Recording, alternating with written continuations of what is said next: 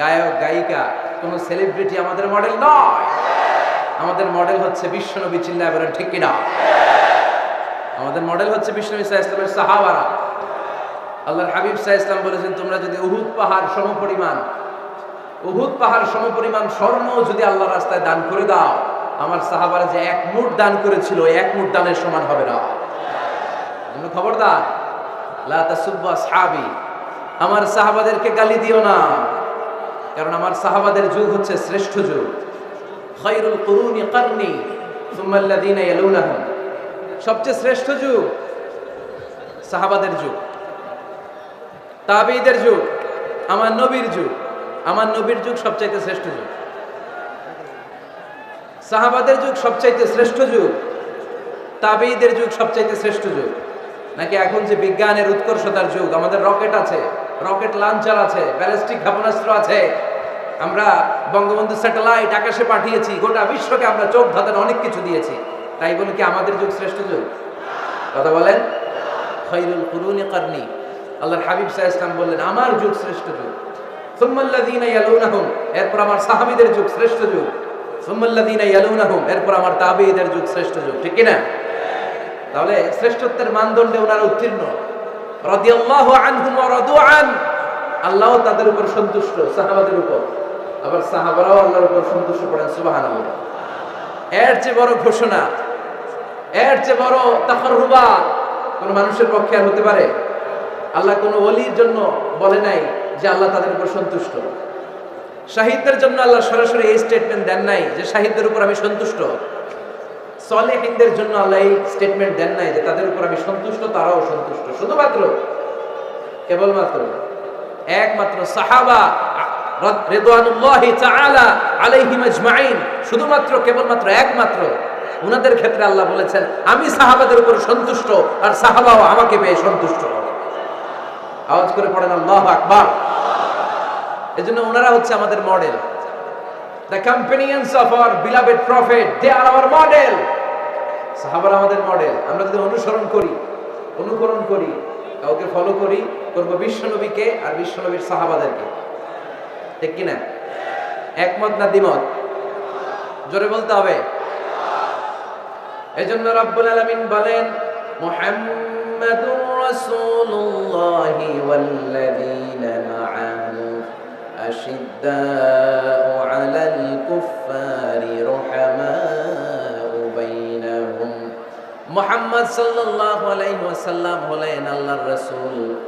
আরে আল্লাহর রাসূলের সাথে যারা থাকে মানে সাহাবারা, আশিদ্দাউ আলাল কুফফার, তারা কাফেরদের ব্যাপারে বজ্র কঠোর, রুহামাউ বাইনাহুম, নিজেরা পুষ্পকমল। পড়েন সুবহানাল্লাহ। সাহাবারা কাফেরদের ব্যাপারে কি? বজ্র কঠোর। আওয়াজ করে বলতে হবে, কাফেরদের ব্যাপারে কি? বজ্র কঠোর, আর নিজেরা পুষ্পকমল। আমরা হয়ে গেছি উল্টা, আমরা নিজেরা বজ্র কঠোর, তাই না? একজন আরেকজনের ছায়া দেখতে পারি না, একজন আরেকজনের নাম শুনতে পারি না। আমরা যে ভাই আমরা যে মুসলিম, এটা আমরা ভুলে গেছি। ঠিক কিনা? আমাদের কোরআন কয়টা? একটু আওয়াজ করে বলতে হবে, কোরআন কয়টা? আমাদের রব কয়জন? নবী কয়জন? কাবা কয়টা? বাইতুল্লাহ কয়টা? মসজিদে নববী কয়টা? বদরের মাঠ কয়টা? উহুদের মাঠ কয়টা? কিন্তু আমাদের মধ্যে ঠেলাঠেলি আছে না নাই? আমাদের প্রভু এক নবীর উম্মত, জীবন বিধানে ওই শিবানী কোরআন, তবে কেন এক নও হে মুসলমান, এক হও করি আহ্বান। ঠিক কিনা?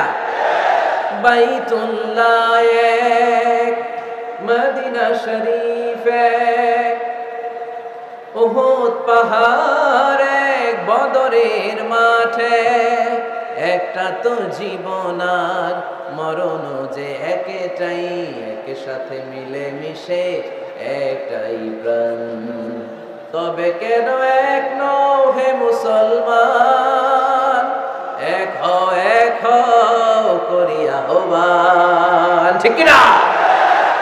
এখন সময় এসেছে এক হওয়ার, এক প্ল্যাটফর্মে চলে আসা, আলাদা থাকার সময় নাই। কারণ যখন আমরা একা তখন আমরা ব্যক্তি। খেয়াল করে শুনেন, যখন আমরা একা তখন আমরা ব্যক্তি, আর যখন আমরা সবাই মিলি তখন আমরা শক্তি। ঠিক কিনা? কিন্তু আমরা একে অপরকে দেখতে পারি না। আমরা মুসলিম, আমরা ভাই ভাই, এটা আমরা ভুলে গেছি। শুধু আমি আপনি ভাই না, একজন কাফেরও আমার ভাই, একজন হিন্দু আমার ভাই, একজন খ্রিস্টানও আমার ভাই, একজন নাস্তিকও আমার ভাই। ভ্রাতৃত্ব তিন ধরনের। একটা হচ্ছে আল উখুয়া আন-নাসাবিয়া, রক্তের বাঁধনের ভাই। আমার মায়ের পেটের যে ভাই সে হচ্ছে আমার রক্তের ভাই। আর একটা হচ্ছে আল উখুয়া দ্বীনিয়া, দ্বীনি ভাই। আমরা সবাই কি ভাই? আওয়াজ করে বলতে হবে মুসলমান, কি ভাই? দ্বীনি ভাই।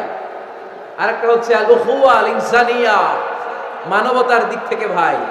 কারণ আমাদের সবার আদি পিতা একজন, তিনি কে? আদম আলাইহিস সালাম। সবার আদি পিতা একজন আদম, আদি মাতা একজন হাওয়া। সেই দৃষ্টিকোণ থেকে হিন্দু, মুসলমান, বৌদ্ধ, খ্রিস্টান, নাস্তিক সবাই কি? আওয়াজ করে বলতে হবে সবাই কি? দেখেন, খ্রিস্টান আমার ভাই, হিন্দু আমার ভাই, নাস্তিক আমার ভাই, কিন্তু আমরা মুসলমান একে অপরকে ভালোবাসতে জানি না, কাছে টানতে জানি না, বুকে টানতে জানি না। এজন্য বিভেদ ভুলে যান, বিভেদের প্রাচীরকে ভেঙে চুরমার করে দেন। সবাই একসাথে হয়ে যায়, এক হয়ে যায়, নেক হয়ে যায়। বরকত নাজিল করবে কে? এখানে বিশৃঙ্খলা শুরু হলো কেন? কি কেউ যাচ্ছে কেউ আসতেছে, ঘটনা কি? হ্যাঁ, অল্প কয়েক মিনিট কথা বলবো, অল্প কয়েক মিনিট। বিশৃঙ্খলা করা যাবে না, আওয়াজ হবে না। বিশেষ প্রয়োজন হলে আস্তে করে বেরোন। 1 নাম্বার 2 নাম্বার যদি সেরে আসতে হয় আস্তে করে বেরোন। আর যারা ঢুকতে চান আওয়াজ ছাড়া, আই রিপিট, আমি আবারও বলছি, আওয়াজ ছাড়া আস্তে আস্তে বেরোন। মেহেরবানি করে এই কোরআনের মজলিসের সাথে যেন বেয়াদবি না হয়ে যায়। এখানে না আসলে কোনো গুনাহ হতো না, কিন্তু এসে যদি বিশৃঙ্খলা করে গুনাহ আছে না নাই? আছে। আওয়াজ হবে না। তো সাহাবাদের বৈশিষ্ট্য বলতে গিয়ে আল্লাহ তাআলা বললেন আশিদ্দাউ আলাল কুফার, সাহাবারা কাফেরদের ব্যাপারে বজ্র কঠোর। রুহামাউ বাইনাহুম, নিজেরা পুষ্পকোমল, দিলদরিয়া। আমরা হয়ে গেছি উল্টা, আমরা নিজেরা বজ্র কঠোর, তাই না? নিজেরা বজ্র কঠোর। আমরা নিজেরা যেন বজ্র কঠোর না হই, একে অপরের সাথে যেন হিংসা প্রকাশ না করি, বিদ্বেষ প্রকাশ না করি। আমরা যেন মুসলমান ভাই ভাই হয়ে যায়। চান ভাই ভাই হতে চান? সবাই ভাই ভাই থাকবে, সবাই চান? আল্লাহ তুমি কবুল করো, আমরা পড়ি আমিন। আরো জোরে পড়তে হবে আমিন। তাহলে আমাদের মডেল হচ্ছে সাহাবারা। কারা? আরো জোরে বলতে হবে, কারা? তো যারা আমাদের মডেল, তাদের জীবনী জানার দরকার আছে না নাই? হ্যাঁ, সাহাবাদের জীবনী আপনারা পড়েন। সাইয়েদনা আবু বকরের জীবনী পড়েছেন, ওমর ফারুকের জীবনী, সাইয়েদনা আলী রাদিয়াল্লাহু তাআলা আনহু, ওসমান রাদিয়াল্লাহু তাআলা আনহু। এই 4 খলিফার জীবনী কে কে পড়ছেন দেখি হাত তোলেন।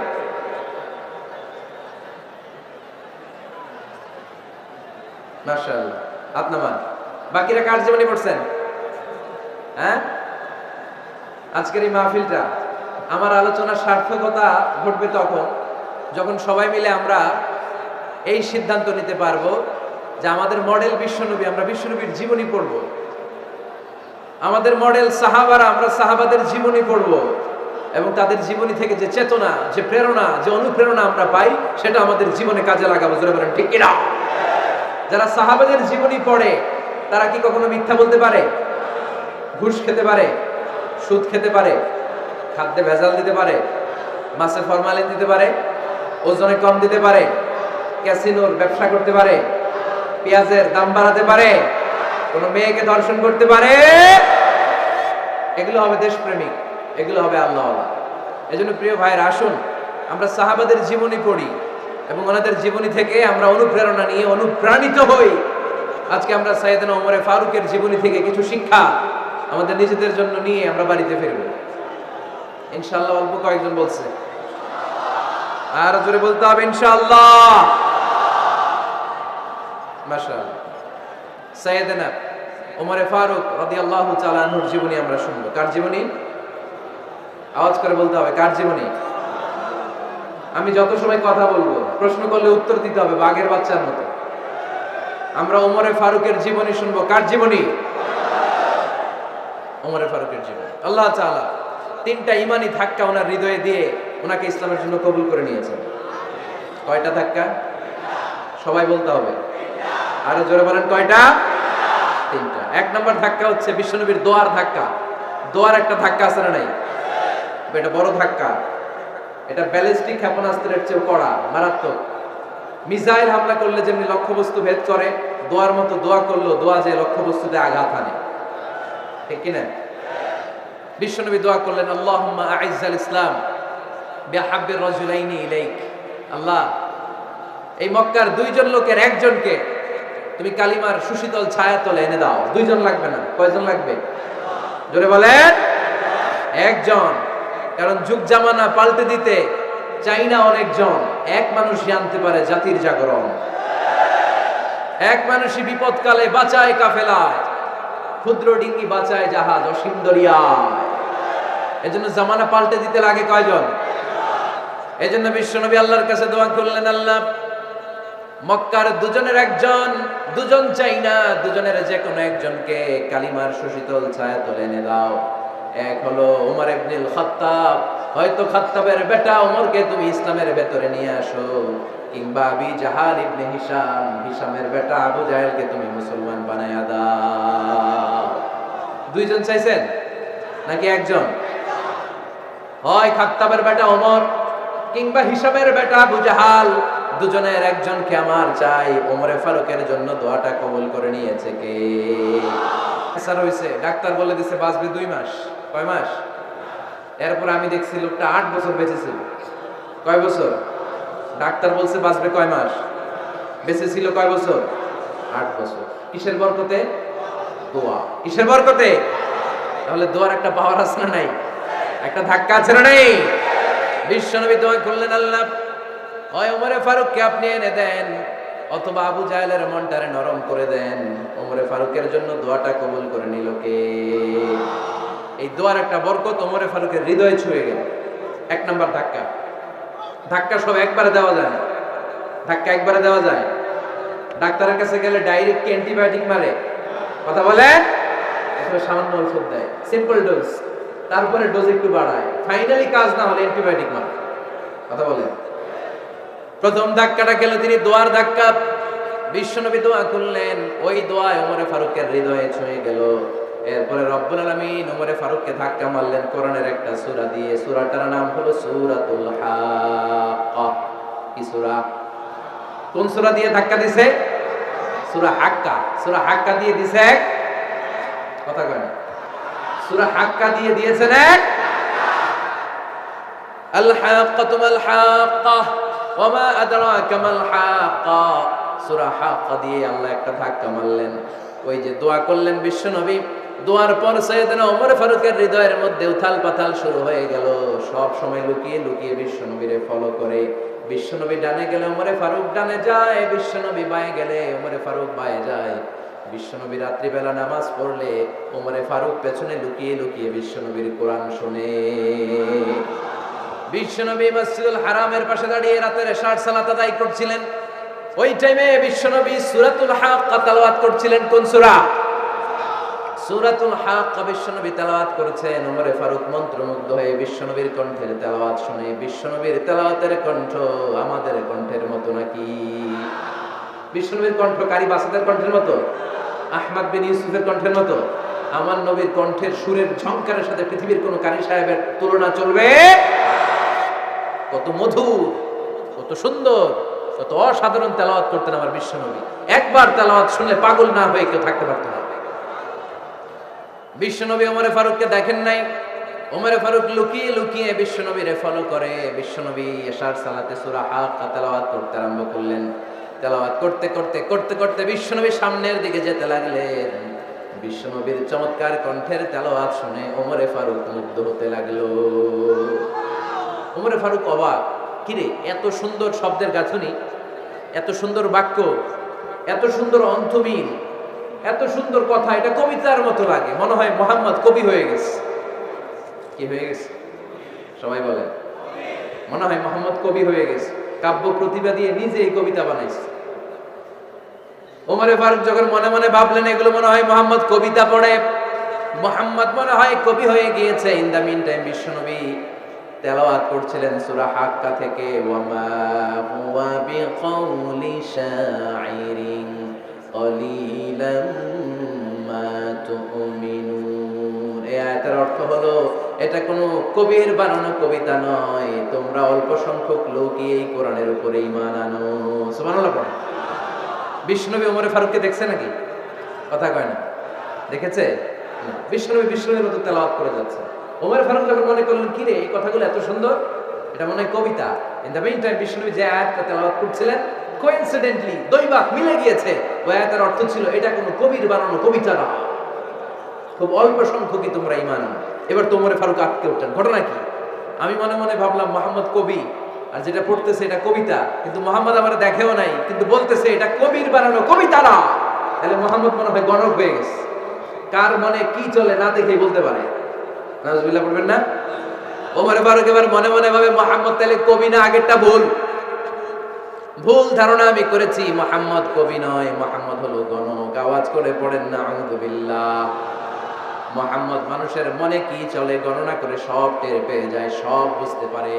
বিশ্বনবী তখন যে আয়াতটা তেলাওয়াত করছিলেন সেটা হলো ওয়ালা বিকাউলি কাহিনিন কলিলাম মা তাযাক্কারুন। বিশ্বনবী তখন যে আয়াতটা তেলাওয়াত করছিলেন এই আয়াতের অর্থ হলো এটা কোনো গণকের বানানো কথা নয়, খুব অল্প সংখ্যক লোকই তোমরা উপদেশ গ্রহণ করো। বিশ্বনবী ওমর ফারুককে দেখে? কথা কয় না, দেখে না, কিন্তু মিলে যাচ্ছে। ওই আয়াতের পরের আয়াতটা ছিল এটা গণকের বানানো কোনো গণনা নয়, খুব অল্প সংখ্যকই তোমরা ঈমান আনো। এবার তো ওমর ফারুক বেহুশ। হায় হায়, প্রথমে ভাবলাম কবিতা, সে পরে যাচ্ছে না কবির বানানো কবিতা না। এরপর মনে মনে ভাবলাম মনে হয় গণক, সে বলে না এটা গণকের বানানো গণনা নয়। তাহলে এটা কি? এটা কি? কি এটা? কি পড়ে মুহাম্মদ, যার কণ্ঠের তেলাওয়াত শুনলে মানুষ পাগল হয়ে যায়। বিষ্ণুনবী তখন পড়তে আরম্ভ করলেন তানজিলুম মির রাব্বিল আলামিন। এর মানে হলো এটা কবিতা না, এটা গণকের বানানো গণনা না, মানুষের বানানো কিচ্ছু না, এটা গোটা বিশ্বের রব আল্লাহ পাকের বাণী। সুবহানাল্লাহ পড়ে।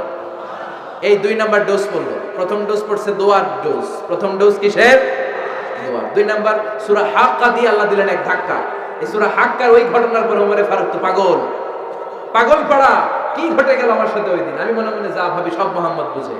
আল্লাহ 2 নাম্বার ডোজ দিলেন সূরা হাক্কা দিয়ে এক ধাক্কা। সুবহানাল্লাহ পড়েন। এরপর ওমর ফারুক প্রায় বিশ্বনবীর কথা ভাবেন, বিশ্বনবী কোথায় যান লুকিয়ে লুকিয়ে দেখেন।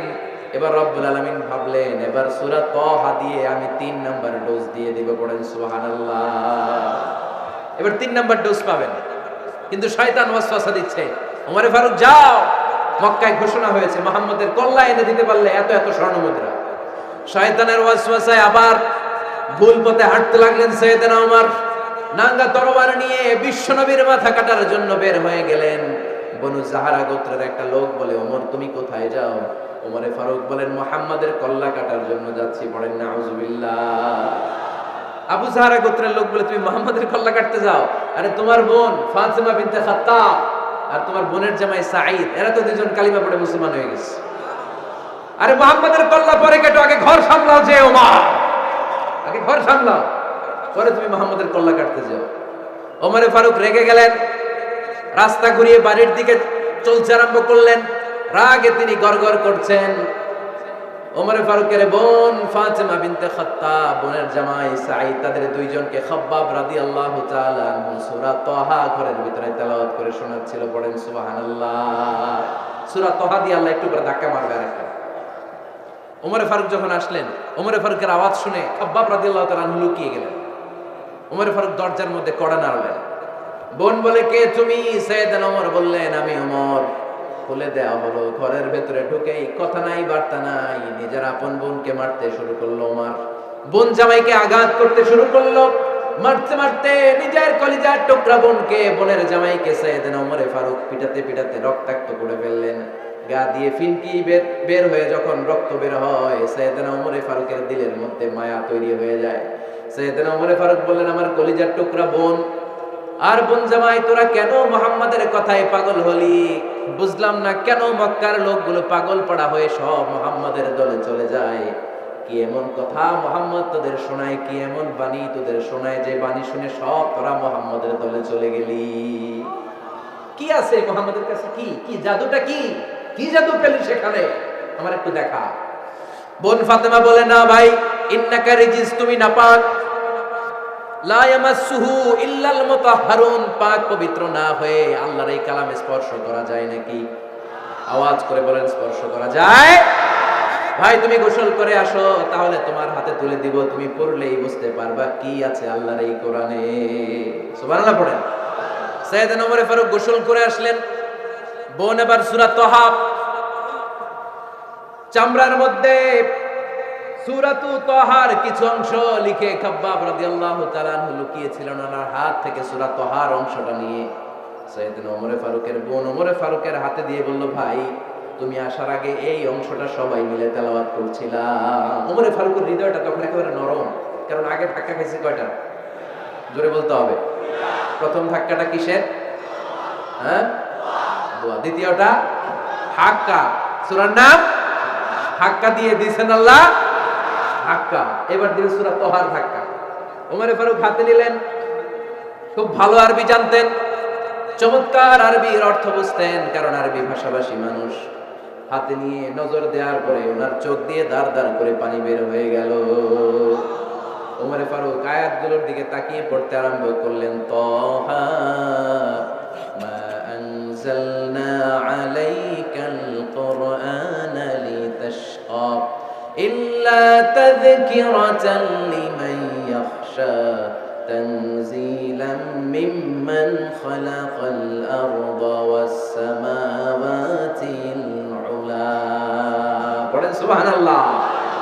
উনি পড়তে আরম্ভ করলেন, তাহা মা আনজালনা আলাইকাল কুরআনা লিতাশকা, এই কোরআনকে হতভাগা জাতি হিসেবে থাকার জন্য তোমাদের উপর নাজিল করি নাই। তানজিলাম মিম্মান খালাকাল আরদা ওয়াস সামাওয়াতিল উলা, এটা ওই রবের পক্ষ থেকে, ওই সত্তার পক্ষ থেকে নাজিল হয়েছে, যেই রব জমিন তৈরি করেছেন, যেই রব বিশাল সুবিশাল আকাশও তৈরি করেছেন। সুবহানাল্লাহ পড়েন। সূরা তাহা এই চমৎকার অসাধারণ শব্দ গাঁথনি দিয়ে এই আয়াতগুলো যখন পড়তে আরম্ভ করলেন, ওমর ফারুক আর নিজের উপর ব্যালেন্স রাখতে পারলেন না, আর ধরে রাখতে পারলেন না। এবার ডাইরেক্ট অ্যাকশন। এবার কি? এবার কি? 3 নাম্বার ধাক্কা খেয়ে, সূরা তাহার ধাক্কা খেয়ে আর সামলাতে পারলেন না, পাগলের মতো হয়ে গেলেন। বলতে আরম্ভ করলেন, আইনা মুহাম্মদ, মুহাম্মদ কোথায়?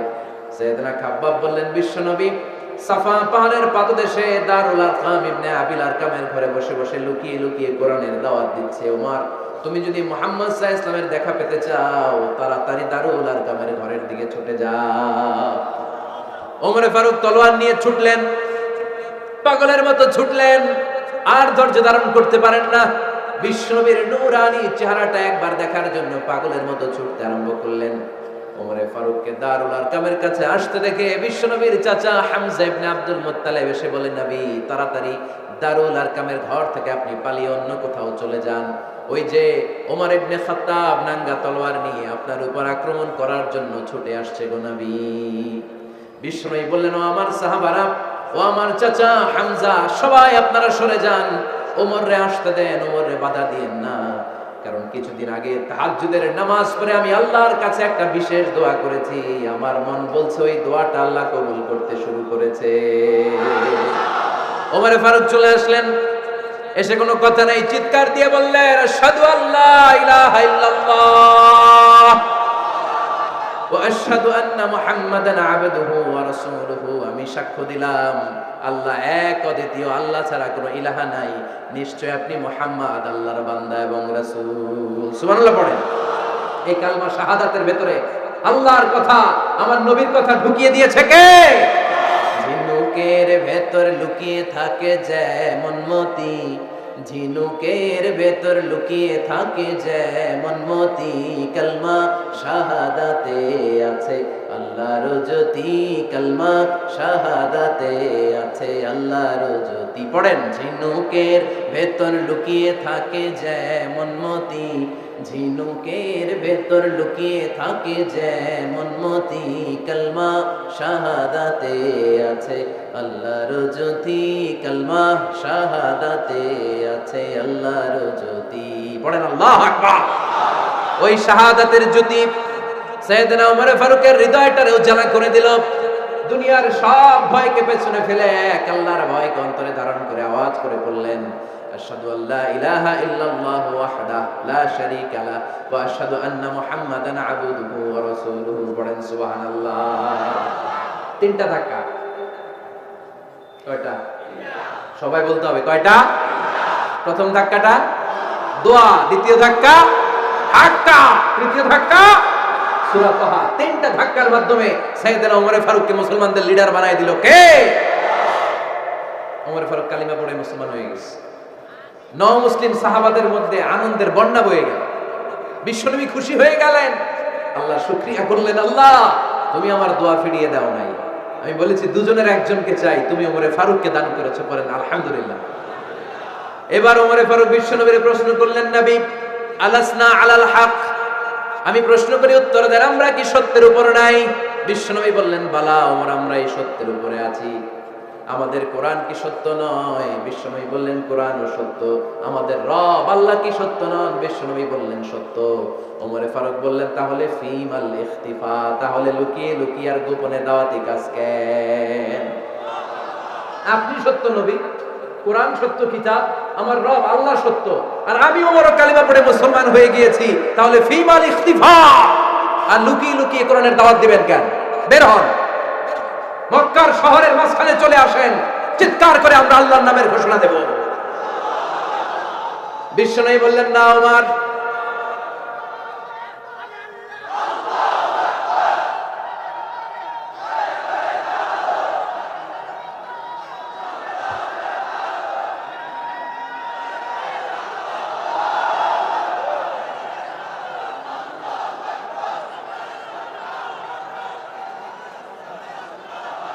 বিশ্বনবী ডেকে বললেন, না ওমর, এটা মাক্কি জীবন, ওমর এটা মাক্কি জীবন, এখানে দাওয়াতি কাজ করব লুকিয়ে লুকিয়ে আস্তে আস্তে। আল্লাহ যখন আমাদেরকে বিজয়ী করে দিবেন, তখন আমরা প্রকাশ্যে দাওয়াত দিলে কোনো সমস্যা নাই। সাইয়েদনা ওমর ফারুক বলেন, না ও নবী, আমার উপর ছেড়ে দেন, আমি দেখবো আপনি আমারে শুধু মক্কার জমিনে একটা মিছিল দেওয়ার অনুমতি দেন। কিসের অনুমতি? আল্লাহর নামের তাকবীর দেওয়ার অনুমতি দেন।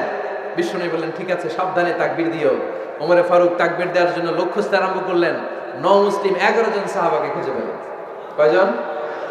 ওমর ফারুক বললেন 11 জনই চলবে। 11 জনকে 2 লাইন করলেন। কয় লাইন? পিছনে 6 জন, সামনে 5 জন। পিছনের লাইনের নেতা বানিয়ে দিলেন বিশ্বনবীর চাচা হামজা ইবনে আব্দুল মুত্তালিবকে। প্রথম লাইনের 5 জনের নেতৃত্ব দিতে আরম্ভ করলেন সাইয়েদনা ওমর ফারুক নিজেই। 2 লাইন তাকবীর দিতে জানলে বেশি মানুষ লাগে না, 10 জন দিয়ে গোটা বিশ্বটারে কাঁপিয়ে দেওয়া যায়। 11 জন 6 আর 5। ওমর ফারুক সামনে দাঁড়ালেন। ওমর ফারুক সামনে দাঁড়িয়ে এবার আল্লাহর নামের স্লোগান দিবেন। ওমর ফারুক বলেন, আমরা খুব লম্বা চূড়া স্লোগান দেব না, খুব ছোট্ট, দারুল আরকামের ঘর থেকে কাবা ঘর পর্যন্ত, বাইতুল্লাহ পর্যন্ত, এতটুকু জায়গা আমরা তাকবীর দিতে দিতে সামনের দিকে এগোবো। পৃথিবীর কোনো শক্তি আমাদেরকে থামায় দিতে পারবে না। ওমর ফারুক তখন এক বাক্যের একটা ভাষণ দিলেন। কয় বাক্যের? ওমর ফারুক সামনে দাঁড়িয়ে বললেন, মান আরাদা আন তাসকুলা উম্মু ইয়াতামা ওয়ালাদু তারমিলা যাওজাতুহু ফালিয়াসুদ্দানি। কে আছো? মান আরাদা আন তাসকুলা উম্মু, কে আছো মায়ের বুক খালি করতে চাও? ইয়াতামা ওয়ালাদু, কে আছো বাচ্চাগুলারে, সন্তানগুলারে ইতিম বানাতে চাও? তারমিলা যাওজাতুহু, কার তোমার বুকের পাটা আছে দেখি, কে আছো স্ত্রীকে বিধবা বানাতে চাও? বুকের পাটা থাকলে আমি ওমরের থামাও, যদি সাহস থাকে আমি ওমরের মিছিল থামাও। ওমর ফারুক শুরু করলেন, আল্লাহু আকবার, আল্লাহু আকবার, আল্লাহু আকবার। স্লোগান দিতে দিতে সাইয়েদনা ওমর ফারুক কাবার গিলাফ যে স্পর্শ করলেন, ওমর ফারুকের এই স্লোগান কেউ থামাতে পারে নাই। কিয়ামত পর্যন্ত এই আল্লাহর নামের স্লোগান কেউ থামাতে পারবে না। চিল্লায় বলো ঠিক কিনা?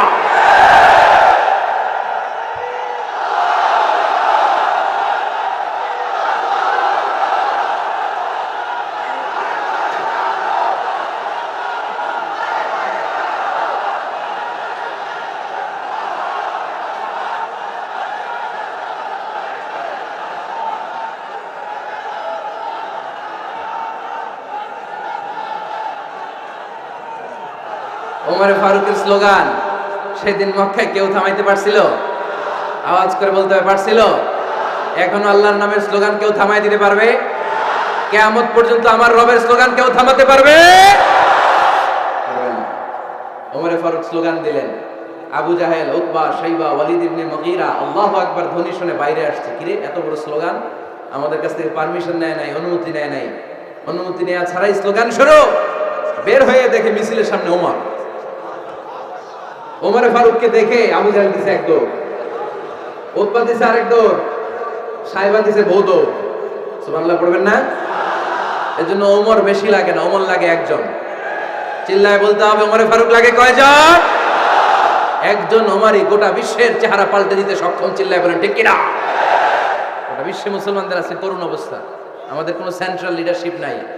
আমাদের মুসলিম দেশগুলোর এক করে রাখবে, ভাইয়ের ভাইয়ের মতো রাখবে, আমাদের স্বার্থ নিয়ে কথা বলবে, এরকম নেতা আমাদের নাই। ঠিক কিনা? আমরা সেই ওমরে ফারুকের অপেক্ষায়, আমরা সেই ইমাম আল মাহাদির অপেক্ষায়, যার একটা হুঙ্কারের আহ্বানে গোটা বিশ্বের সব মুসলমান এক প্ল্যাটফর্মে চলে আসবে। ওইরকম নেতা একজন লাগবে। কয়জন? গোটা মুসলিম উম্মাহকে একত্রিত করার জন্য একজন ওমরই যথেষ্ট। ঠিক কিনা? আবার বিশ্বনবী বলছেন, লা নাবিয়্যা বা'দি ওয়ালা রাসূলা, আমার পরে কোনো নবী নাই, আমার পরে কোনো রাসূল নাই। তবে লাউ কানা বা'দি নাবিয়্যুন লাকানা উমর, আমি নবীর পরে যদি নবী হওয়ার যোগ্যতা কারো থাকে, আমার ওমরের মধ্যে সেই যোগ্যতা আল্লাহ দিয়েছে। প্রভু তুমি বলেছো রাসূল দেবে না, বলনি দেবে না ওমর, বলনি দেবে না হামজা তারিক, খালিদ বিজয় সমর। প্রভু তুমি বলেছো রাসূল দেবে না, বলনি দেবে না ওমর, বলনি দেবে না হামজা তারিক, খালিদ বিজয় সমর। প্রভু তুমি বলেছো রাসূল দেবে না। আল্লাহু আকবার। একটা ওমর দরকার। কয়জন দরকার? কয়জন দরকার? এই পুরা উম্মাহ, মুসলিম উম্মার মধ্যে ওনার পজিশন নাম্বার 3। ওমর ফারুকের পজিশন নাম্বার 1 নাম্বার পজিশন বিশ্বনবী সাল্লাল্লাহু আলাইহি ওয়াসাল্লাম। দ্বিতীয় পজিশন আবু বকর। আর 3 নাম্বার পজিশন, সুবহানাল্লাহ পড়বেন না? আশরাতুল মুবাশশিরিনা বিল জান্নাহ, জান্নাতের সুসংবাদ প্রাপ্ত অনেক সাহাবার কথা হাদিসে পাওয়া যায়, কিন্তু এক হাদিসে আল্লাহ রাসূল সাল্লাল্লাহু আলাইহি ওয়াসাল্লাম 10 জন সাহাবীর কথা বলেছেন। ওই 10 জনের ভেতরে সাইয়েদনা ওমর ফারুক আছে না নাই? আবার ওমর ফারুক ছিলেন বিশ্বনবীর শ্বশুর। সাইয়েদনা ওমর ফারুকের কন্যা হাফসা রাদিয়াল্লাহু তাআলা আনহাকে বিশ্বনবী বিয়ে করে ওমর ফারুকের জামাই হয়েছে। আর ওমর ফারুককে বিশ্বনবী শ্বশুর বানিয়েছে। সুবহানাল্লাহ পড়েন। আগে জানতেন এটা? ওমর ফারুক রাদিয়াল্লাহু তাআলা আনহু যে বিশ্বনবীর শ্বশুর ছিল, এটা আজকে প্রথম জানলেন। কে কে দেখি? দেখছেন? অনেকেই জানেন না। মাশাআল্লাহ, হাত নামান, আমরা জেনে নিব, জানতে কোনো সমস্যা নাই। বাঁচতে হলে জানতে হবে। বাঁচতে হলে কি করতে হবে? জানতে হবে। 4 জন খলিফার 2 জন হচ্ছে বিশ্বনবীর মেয়ের জামাই, বাকি 2 জন হচ্ছে বিশ্বনবীর শ্বশুর। সাইয়েদনা উসমান রাদিয়াল্লাহু তাআলা আনহুর কাছে বিশ্বনবী সাল্লাল্লাহু আলাইহি ওয়াসাল্লাম 2 কন্যাকে বিয়ে দিয়েছেন। বিশ্বনবী সাল্লাল্লাহু আলাইহি ওয়াসাল্লামের মোট কন্যা 4 জন। কয়জন? বড় মেয়ের নাম যায়েনব রাদিয়াল্লাহু তাআলা আনহা, ওনার স্বামীর নাম ছিল আবুল আস ইবনে রাবিয়া। তারপরের মেয়ের নাম হচ্ছে উম্মে কুলসুম, ওনাকে বিয়ে দিয়েছিলেন বিশ্বনবী সাইয়েদনা ওসমান রাদিয়াল্লাহু তাআলা আনহুর সাথে। উম্মে কুলসুম রাদিয়াল্লাহু তাআলা আনহার ইন্তেকালের পরে আরেক মেয়ে রুকাইয়াকে বিশ্বনবী সাইয়েদনা ওসমানের কাছে আবার বিয়ে দিয়ে দিলেন। সুবহানাল্লাহ পড়েন। আর সবচেয়ে ছোট্ট কন্যা ফাতেমা রাদিয়াল্লাহু তাআলা আনহাকে বিয়ে দিয়ে দিলেন নিজের চাচাতো ভাই সাইয়েদনা আলী রাদিয়াল্লাহু তাআলা আনহুর সাথে। তার মানে সাইয়েদনা ওসমান আর সাইয়েদনা আলী ছিল বিশ্বনবীর মেয়ের জামাই, ঠিক কিনা? আর সাইয়েদনা আবু বকর রাদিয়াল্লাহু তাআলা আনহুর কন্যা আয়েশা রাদিয়াল্লাহু তাআলা আনহাকে বিশ্বনবী বিয়ে করে আবু বকর রাদিয়াল্লাহু তাআলা আনহুকে বানালেন শ্বশুর। আর ওমর ফারুকের কন্যা হাফসা রাদিয়াল্লাহু তাআলা আনহুকে বিয়ে করে ওমর ফারুককেও বানালেন শ্বশুর। তাহলে 4 খলিফার 2 জন জামাই। 2 জন? আওয়াজ করে বলতে হবে, 4 খলিফার 2 জন, বাকি 2 জন। ওমর ফারুক রাদিয়াল্লাহু তাআলা আনহুকে আল্লাহ তাআলা জ্ঞানও দিয়েছেন, আবার প্রজ্ঞাও দিয়েছেন। জ্ঞান আর আল্লাহর ভয়, তাকওয়া। আমার প্রিয় ভাইরা, রামগঞ্জের ভাইরা, তাই না? রামগঞ্জের ভাইরা, কোন ব্যক্তিকে যদি আল্লাহ তাআলা জ্ঞান দেয়, আবার যদি তাকওয়ার গুণ দেয়, জ্ঞানও আছে, আবার আল্লাহর ভয়ও আছে। এই লোকের কেউ থামায় রাখতে পারবে না। এরা কেউ থামায় রাখতে পারে না। সে গোটা বিশ্ব জয় করবে। সাইয়েদনা ওমরে ফারুককে আল্লাহ তাআলা জ্ঞানও দিয়েছেন, আবার তাকওয়াও দিয়েছেন। সুবহানাল্লাহ। বিশ্বনবী সাল্লাল্লাহু আলাইহি ওয়াসাল্লাম স্বপ্ন দেখলেন, বিশ্বনবী দুধ খাচ্ছেন, আঙ্গুলের ভেতর দিয়ে ফাঁক দিয়ে দুধ বের হয়, বিশ্বনবী দুধ খাচ্ছেন। খেতে খেতে একটু দুধ আঙ্গুলে লেগে আছে, এই আঙ্গুলটা কারো মুখে না দিয়ে বিশ্বনবী সাল্লাল্লাহু আলাইহি ওয়াসাল্লাম ওমরে ফারুকের মুখের ভিতরে ঢুকাই দিলেন। অতিরিক্ত দুধটা ওমরে ফারুক খেলেন। সাহাবারা বললেন, মাদা ওয়ালতা বিহি ইয়া রাসূলুল্লাহ, হে আল্লাহর রাসূল, এই স্বপ্ন দিয়ে কি বুঝালেন? বুঝলাম না। বিষ্ণু ইসা ইসলাম বললেন, আউয়ালতু বিহি আল ইলম, এটা দিয়ে আমি জ্ঞান বুঝিয়েছি, কারণ অতিরিক্ত দুধের অংশটা আমি কাউরে না দিয়ে ওমরকে দিয়েছি, তার মানে ওমরের জ্ঞানের কোনো তুলনা হয় না। এজন্য স্বপ্নে যদি কেউ দেখেন আপনি দুধ পান করছেন, এটা প্রমাণ করে আল্লাহ তাআলা আপনাকে দ্বীনের জ্ঞান দান করবেন।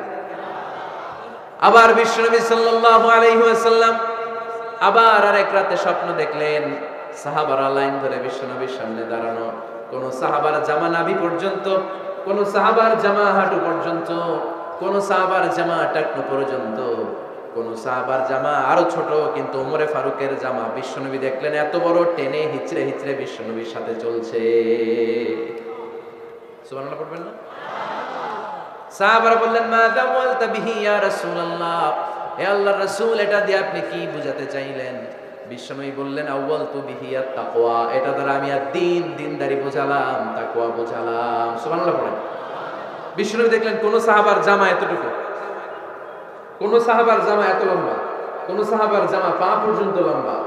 আর সাইয়েদনা ওমরে ফারুককে দেখলেন ওনার জামা এত লম্বা, ওমরে ফারুক টেনে হিচড়ে জামা নিয়ে চলতেছে। বিশ্বনবী বুঝাতে চাইলেন, ওমরের যেহেতু জামা লম্বা, ওমরের ভেতরে আল্লাহর ভয়, দ্বীনদারিও খুব বেশি। চিল্লায় বলেন ঠিক কি না? জ্ঞানও দিয়েছেন, আবার দ্বীনদারিও দিয়েছেন। এই দুইটা জিনিস যদি থাকে, এই পৃথিবীতে তাকে সফল রাষ্ট্রনায়ক বানায় দেয় কে? আবার এই পৃথিবীর বুকে যত নারীরা জান্নাতে যাবে, সব নারীদের সর্দারিনী হবে সাইয়্যিদাতুনা ফাতিমা রাদিয়াল্লাহু তাআলা আনহা। এই দুনিয়াতে যত যুবকরা জান্নাতে যাবে, তাদের সর্দার হবে সাইয়েদনা হাসান আর হুসাইন রাদিয়াল্লাহু তাআলা আনহুমা। আর এই দুনিয়ার বুকে যত বয়স্ক মানুষেরা জান্নাতে ঢুকবে, তাদের নেতৃত্ব দিবেন সাইয়েদনা আবু বকর আর সাইয়েদনা ওমর। বয়স্ক যারা আছেন, আপনাদের নেতৃত্ব দিবে কে? হ্যাঁ, একজন তো আল্লাহ না, আল্লাহ তো তোমার জান্নাত দিবে, তোমার জান্নাতে নিয়ে যাবে কে? সাইয়েদনা আবু বকর, সাইয়েদনা ওমর। আর ইয়াং যারা তোমরা এসেছো, তোমরা যখন জান্নাতে ঢুকবে, তোমাদের লিডারশিপ নিবে কে? হাসান আর হুসাইন রাদিয়াল্লাহু তাআলা আনহুমা। আর নারীরা যারা জান্নাতে প্রবেশ করবে, এই নারীদের নেতৃত্ব দিবে বিশ্বনবীর কলিজার টুকরা, নয়নের পুটুলি সাইয়্যিদাতুনা ফাতিমা রাদিয়াল্লাহু তাআলা আনহা। সুবহানাল্লাহ পড়বেন না? ওমরে ফারুক, the super hero of Muslim উম্মাহ। আমরা কাদেরকে সুপার হিরো বানায় রাখছি আমরা জানি না। এই নায়ক নায়িকা, গায়ক গায়িকা, মডেলরা, চোখ ধাঁধানো গ্ল্যামার নিয়ে যারা চলে, এরা আমাদের মডেল নয়। আমাদের মডেল সাইয়েদনা ওমরে ফারুক। ঠিক কিনা? ঠিক কিনা? ওমরে ফারুক মসজিদে নববীর খতিব, খুতবা দিচ্ছেন। আপনারা কথা শুনতেছেন? কষ্ট হচ্ছে? কষ্ট হচ্ছে কার কার দেখি? তোমার? এর বাইদা রাখেন রশি দিয়ে, এই জায়গায়। বেশি লাফালাফি করতেছো, আর লাফাবা না, ঠান্ডা মাথায় শোনো। ওকে, মাশাআল্লাহ, ভালো ছিল। থাক, বাজার দরকার নেই, এমনি বসে থাকবে। মনোযোগ আছে না গেছে? আছে? আচ্ছা, আর কয়েক মিনিট শুনবেন না? আচ্ছা। ওমরে ফারুক রাদিয়াল্লাহু তাআলা আনহু জুমার খুতবা দিচ্ছেন। খুতবার মাঝখানে হঠাৎ চিৎকার মেরে বললেন, ইয়া সারিয়াত ইবনে জানিমিল জাবাল, ইয়া সারিয়াত ইবনে জানিমিল জাবাল, ইয়া সারিয়াত ইবনে জানিমিল জাবাল। মানে এই সারিয়া, এইদিকে না, জাবাল, পাহাড়ের দিকে। জাবাল, জাবাল, গো টু দা মাউন্টেন, পাহাড়ের দিকে যাও। এই কথা বলে আবার থেমে খুতবা দেওয়া শুরু করলেন। সাহাবারা আগামাথা কিছুই খুঁজে পেল না।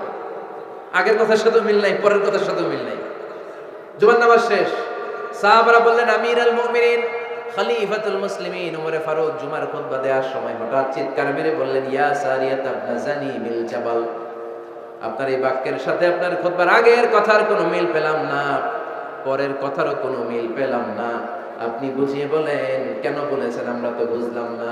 সাইয়েদনা ওমরে ফারুক বলেন, আমি যখন জুমার খুতবা দিচ্ছি, হঠাৎ আমার চোখের মধ্যে ভেসে উঠলো ওই যে গত কয়েক মাস আগে আমি আমার মুসলিম সেনাপতিকে ইরানে পারস্যে ওই ইরানের বিশাল রাজ্যে যুদ্ধের জন্য পাঠিয়েছি। আমি দেখলাম যুদ্ধের একটা ভয়ঙ্কর মুহূর্তে আমার মুসলিম সেনাপতি ভুল দিকে চলতে আরম্ভ করেছে। বাম দিকে তার পাহাড়, ডান দিকে উপত্যকা। ডান দিকে যদি সে চলে যায়, উপত্যকায় চলে যায়, শত্রু বাহিনীর হাতে ধরা খেয়ে সব মারা যাবে। আর আমার সেনাপতি যদি মুসলিম বাহিনীকে নিয়ে পাহাড়ের উপর উঠে যায়, আল্লাহর মেহেরবানিতে এই যুদ্ধেও তারা জয়লাভ করবে। এজন্য আমি মসজিদের মিম্বারে দাঁড়িয়ে রব্বুল আলামিন আমার চোখের সামনে ওই যুদ্ধক্ষেত্রের দৃশ্যপটটা তুলে ধরেছে। ওইটা দেখে আমি এখানে দাঁড়িয়ে আমার সেনাপতিকে কমান্ড দিয়েছি, বলেন সুবহানাল্লাহ। যেন কোনো মানুষ না, এটা জুমার মিম্বারে দাঁড়িয়ে হাজার কিলোমিটার দূর পারস্যে কি হচ্ছে সেটাও দেখতে পেতেন আল্লাহর মেহেরবানিতে। সুবহানাল্লাহ পড়েন। সাহাবারা বিশ্বাস করে নিলেন, কিন্তু মুনাফিক টাইপের যেগুলো, এগুলো বলে এটা আবার কেমন কথা, উনি আছেন মদিনার মিম্বারের মধ্যে দাঁড়িয়ে, হাজার হাজার কিলোমিটার দূরে কি হচ্ছে উনি দেখবেন কেমনে। এরা বিশ্বাস করলো না, সাহাবারা সবাই বিশ্বাস করলো, মুনাফিক গুলো বিশ্বাস করলো না। তারা মনে মনে ভাবলো, এই মুসলিম সেনাপতি বিজয়ের বেশে যেদিন মদিনায় আসবে, আমরা মদিনার উপকণ্ঠে দাঁড়িয়ে থাকবো, ওদেরকে জিজ্ঞেস করবো এমন এমন দিন ওমরে ফারুকের কণ্ঠের কোনো আওয়াজ শুনতে পেরেছিলে কিনা। বিজয়ী বেশে সাহাবারা যখন ফিরে আসতো, সব মুমিনরা আহলান ওয়া সাহলান জানাতে ওনাদেরকে রিসিভ করতে যেত, মুনাফিক গুলো যেত না। কিন্তু ওই দিন মুনাফিকরা সবার আগে যায় হাজির। মুসলিম সেনাপতি যখন ঢুকলো, জিজ্ঞেস করলো, মুসলিম সেনাপতি এত এত দিন আগের কথা, জুমার দিন দুপুর বেলা যুদ্ধক্ষেত্রে হঠাৎ করে আমিরুল মুমিনিনের কোনো কথা তুমি তোমার কান দিয়ে শুনতে পেরেছিলে কিনা বলো। সেনাপতি বলল, তোমরা কেমন করে বুঝলা, কেমন করে তোমরা জানলা? তোমরা ঠিকই জেনেছো, ঠিকই ধরেছো, ঠিকই বলেছো। যুদ্ধের কঠিন মুহূর্তে ভুল করে আমি উপত্যকার দিকে মুসলিম বাহিনীকে নিয়ে ছুটতে আরম্ভ করেছিলাম। হঠাৎ করে আমিরুল মুমিনিনের একটা কণ্ঠ আমার কানের ভেতরে ভেসে আসলো। আমি শুনতে পেলাম, ইয়া সারিয়া তাবনাজানি মিল জাবাল, ডান দিকে উপত্যকার দিকে যেও না, তাড়াতাড়ি বাম দিকে পাহাড়ের উপর চড়ে যা। শুনেছি আমি, আমার নিজ কানে শুনেছি। তোমরা কি করে জানলে? আমি নিজে শুনেছি। সেদিন আমিরুল মুমিনিনের এই ইনস্ট্রাকশন, এই গাইডলাইন যদি আমরা ফলো করতে না পারতাম, শত্রু বাহিনীর হাতে আমরা কচু কাটা হতাম। আমাদের চেহারা, আমাদের আত্মীয় স্বজনরা তোমরা কেউ দেখতে পেতে না। পড়েন সুবহানাল্লাহ। This is our super hero. আমাদের সুপার হিরোর নাম কি? চিল্লায় বলতে হবে, ওমরে ফারুক রাদিয়াল্লাহু তাআলা আনহু। এভাবে গাইডলাইন দিয়েছেন উম্মাহকে, এভাবে ইনস্ট্রাকশন দিয়েছেন। ওমর ফারুকের ব্যাপারে বিশ্বনবী বলেছেন, আশাদ্দুহুম ফি আমরিল্লাহি উমর, আল্লাহর জমিনে আল্লাহর দ্বীন বাস্তবায়নের ক্ষেত্রে আমার ওমরে ফারুকের চাইতে কঠিন কেউ ছিল না। এজন্য ওমরে ফারুককে মুনাফিকরা জমের মতো ভয় পেত। কারা ভয় পেত? এমনকি শয়তানও ভয় পেত। সুবহানাল্লাহ পড়েন। বিশ্বনবী বলতেন, মা লাকিয়াকা শাইতানু সালিকান ফাজ্জান ইল্লা সালাকা ফাজ্জান গায়রা ফাজ্জিন। ওমর, তোমার যদি ইবলিস শয়তান এই রাস্তা দিয়ে হেঁটে আসতে দেখে, ইবলিস শয়তান এই রাস্তা রেখে দিয়ে অন্য রাস্তা দিয়ে হাঁটে। ওমর, তুমি যদি এই রাস্তা দিয়ে হাঁটো, শয়তান জীবনে ওই রাস্তা দিয়ে হাঁটবে না, এই রাস্তা দিয়ে আরেক রাস্তা দিয়ে হাঁটে। সুবহানাল্লাহ কইতে পারলেন না?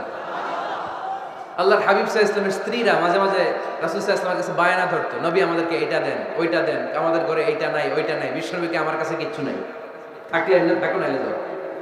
কিন্তু বিবিরাও ছাড়ে না, নবী আমাদের এটা দেন, ওইটা দেন, বায়না ধরছে সব বিবিরা। বিষ্ণুর স্ত্রী ছিল কয়জন? হ্যাঁ, কয়জন? 11 জন। দাসী 2 জন, সব মিলে 13 জন। 11 স্ত্রী ধরছে, নবী এটা দেন, ওইটা দেন। বিষ্ণু বলে কিছু নাই, স্ত্রীরাও ছাড়ে না। ইন দ্য মিন টাইম বিষ্ণুনবী হঠাৎ একটা সালাম শুনতে পেলেন। কে যেন দরজার মধ্যে এসে দাঁড়িয়ে নক দিচ্ছে আর বলছে, আসসালামু আলাইকুম রাহমাতুল্লাহ। বিষ্ণুনবী সালামের উত্তর দিলেন, ওয়া আলাইকুমুস সালাম রাহমাতুল্লাহ। আর বিষ্ণুনবী বুঝতে পেলেন এটা সাইয়েদনা ওমরে ফারুকের কণ্ঠ। কার কণ্ঠ? সালামের উত্তর দিয়ে বিবিদের দিকে তাকায় দেখে একটা বিবিও নাই, সব অন্দরমহলে দৌড়। সুবহানাল্লাহ কইবেন না? এটারে ভয়ের কারণে দৌড় এটা বলে না, শ্রদ্ধার কারণে, তার হাইবাতের কারণে। হাইবাত, পার্সোনালিটি, এটাকে বলে হাইবাত ওমর। ওমরে ফারুকের হাইবাত, পার্সোনালিটি এত স্ট্রং ছিল, ওনাকে দেখলে মানুষ ভয় পেত, ইসলামের জন্য ভয়। সুবহানাল্লাহ পড়তে হবে। বিশ্বনবীর কলিজার টুকরা স্ত্রী আম্মা জান আয়েশা রাদিয়াল্লাহু তাআলা আনহা উনি নিজে ওমরে ফারুককে ভয় পেতেন, নিজেও ভয় পেতেন। মাঝে মাঝে বিষ্ণুনবীর সাথে ঝগড়া হয়ে গেলে, মধুর ঝগড়া, ভালোবাসার ঝগড়া যদি হয়ে যেত, বিষ্ণুনবী বলতেন আয়েশা চলো মিটমাট করে ফেলি, ঝগড়া করার কয়দিন থাকবে, চলো মিটমাট করি। তো মিটমাট করার জন্য রাজি আছো? আম্মা জান আয়েশা বলতেন হ্যাঁ রাজি আছি। তো কারে আনা যায়? ওমরে ডেকে আনি মিটমাট করার জন্য। আয়েশা রাদিয়াল্লাহু তাআলা আনহা বলে ওরে বাপ রে বাপ, ওমর না না, ওমর গলিজ, ওমরে ফারুকের ভয় লাগে আমার। সুবহানাল্লাহ করেন না? বিষ্ণুনবী যখন বলতেন আয়েশা তাহলে তোমার আব্বুকে ডেকে আনি, আম্মা জান আয়েশা বলতেন ঠিক আছে আব্বুরে ডেকে নিয়ে আসেন। আবু বকর রাদিয়াল্লাহু তাআলা আনহুরে ডেকে নিয়ে আসেন। আমার আব্বুর মতো নরম দিলের মানুষ আমি জীবনে দেখি না। আবু বকর রাদিয়াল্লাহু তাআলা খুব নরম দিলের লোক ছিলেন, তার বিপরীতে ওমরে ফারুক ছিলেন খুব কঠিন মেজাজের। দুইটাই লাগে, কথা বল, নরমও যেমন লাগে গরমও লাগে। নরম গরমের সমন্বয় দরকার আছে না নেই? আর সুপার হিরো ওমরে ফারুক রাদিয়াল্লাহু তাআলা আনহু। আমরা যাদের আমাদের ছোট্ট বাচ্চা আছে ঘরে, 2 বছর 3 বছরের শিশু আছে না আমাদের, রাতের বেলা দেখবেন খেতে চায় না, খালি মায়ের জ্বালায়। তো মা তখন বলে এই খাও নাইলে ভূত আসবে, ওই যে বিড়াল আসবে, বাঘ আসবে, ভাল্লুক আসবে, এগুলো বলে না?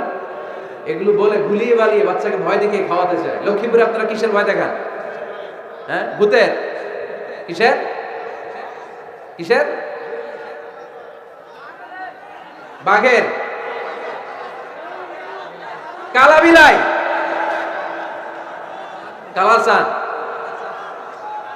আচ্ছা, তো এই যে বাঘ আসবে, ভাল্লুক আসবে, তাড়াতাড়ি খাও, বাঘ আসবে। বাঘের কথা শুনলে বাচ্চারা খেয়ে ফেলে ভয়ে, এই ভূত আসলে ভূত, তাড়াতাড়ি খা, না খাইলে ভূতে ধরবে তোরে, খা, সাথে সাথে খায়। মদিনাতে যখন ওমরে ফারুক রাদিয়াল্লাহু তাআলা আনহু মদিনার খলিফা, তখন মদিনার বাচ্চারাও মাদেরকে এরকম জ্বালাতো, খেতে চাইতো না। মায়েরা খাবার নিয়ে বাচ্চাদের পেছনে ঘুরতো। তখন মদিনার মায়েরা বাচ্চাদেরকে বলতো তাড়াতাড়ি খাও, হা হুয়া ইয়াতি উমর, হুয়া উমর, তাড়াতাড়ি খাও, ওই যে ওমর আসতেছে, ওমর আসতেছে শুনলেই বাচ্চারা তাড়াতাড়ি খেয়ে ফেলতো, বাঘের মতো ভয় পেত। চিল্লায় পড়েন আল্লাহু আকবার। মুসলিম ইতিহাসে প্রথম চিফ জাস্টিস আবু বকর রাদিয়াল্লাহু তাআলা আনহু যখন খলিফা, চিফ জাস্টিস বানাই দিয়েছেন ওমরে ফারুককে। সর্বপ্রথম কোরআন সংকলনের পরামর্শ দিয়েছেন সাইয়েদনা ওমরে ফারুক। এই যে কোরআন 114 সূরা 30 পারা, আগে কি এরকম ছিল? কথা কন না কেন? আগে গাছের পাতায় লেখা ছিল, পশুর চামড়ায় লেখা ছিল, ওটের হাড্ডির মধ্যে লেখা ছিল কোরআন। এভাবে যখন হাফেজে কোরআন সাহাবারা শহীদ হতে আরম্ভ করলো, এক যুদ্ধে টানা 70 জন হাফেজে কোরআন সাহাবা নিহত হলেন, শহীদ হলেন। ওমরে ফারুক তখন আবু বকর রাদিয়াল্লাহু তাআলা আনহুর কাছে যেয়ে বললেন, আবু বকর আপনি কোরআন জমা করেন, সব কোরআনের কপিগুলো একসাথে করে এরকম একটা কোরআন করেন। আবু বকর বললেন না, আমার নবী যেটা করেন আমি এটা করতে পারি না। কিন্তু ওমরে ফারুককে ছাড়েন, আর এটা করেন, করলে ভালো হবে, গোটা মুসলিম উম্মাহ উপকৃত হবে। বারবার বারবার বারবার সাইয়েদনা আবু বকর রাদিয়াল্লাহু তাআলা আনহুকে এত জোরাজুরি করতেছিলেন, অবশেষে আবু বকর রাদিয়াল্লাহু তাআলা আনহু বললেন, ওমরে ফারুকের জোরাজুরিতে এই কাজের জন্য আল্লাহ তাআলা আমার হৃদয়টারে খুলে দিলেন। আল্লাহ আমার হৃদয়ের ভিতরে ইলহাম করে দিলেন, আর আল্লাহ বুঝাতে চাইলেন আবু বকর ওমরের কথাই শোনো, ওমর যেটা বলে তেমনটাই করো। কারণ ওমরে ফারুককে বলা হয় মুহাদ্দাস। কি বলে? সবাই বলেন কি বলে? মুহাদ্দিস নামিয়া। মুহাদ্দিস মানে যে হাদিস বিশারদ, আর মুহাদ্দাস মানে যার মুখ থেকে আল্লাহর কথাগুলো বের হয়। আল্লাহ কি বলতে চায়, আল্লাহ তাআলা ওই কথাগুলো, ওই ভাবনাগুলো ওই লোকের মুখ দিয়ে বের করে দেয়। জোরে বলেন সুবহানাল্লাহ। বিশ্বনবী বললেন লিকুল্লি উম্মাতিন মুহাদ্দাস, সব উম্মতের মধ্যে আল্লাহ তাআলা একজন করে মুহাদ্দাস পাঠায়। আমার উম্মতের মধ্যে মুহাদ্দাস লোকটার নাম হলো ওমর। বিভিন্ন সময়ে ওমরে ফারুক যেমনটা ভাবতেন ঠিক তেমন তেমন কোরআনের আয়াত পাঠিয়েছে কে? মদিনার সবচেয়ে বড় মুনাফিকের নাম হচ্ছে আব্দুল্লাহ ইবনে উবাই ইবনে সালুল। নাম শুনছেন? মুনাফিক চিনেন তো আপনারা? ভিতরে এক বাইরে আরেক, তার নাম সর্দার হচ্ছে আব্দুল্লাহ ইবনে উবাই ইবনে সালুল। ইন্তেকালের পরে তার ছেলে আব্দুল্লাহ এসে বলে, ইয়া রাসূলুল্লাহ, এটা চমৎকার ঘটনা, মনোযোগ দিয়ে শুনুন। ইয়া রাসূলুল্লাহ, আমার আব্বা আব্দুল্লাহ ইবনে উবাই ইবনে সালুল মুনাফিকদের লিডার, আপনিও জানেন আমিও জানি, কিন্তু আমার তো বাবা, আমার কি, আমার তো মায়া লাগে। ইয়া রাসূলুল্লাহ, আমার আব্বা ইন্তেকাল করেছে, আপনার গায়ের একটা জামা খুলে দেন। কি খুলে দেন? এই জামাটা দিয়ে আমার বাবার দাফন দেব, আর আপনি যে আমার বাবার জানাজার নামাজের ইমামতি করবেন, আসেন।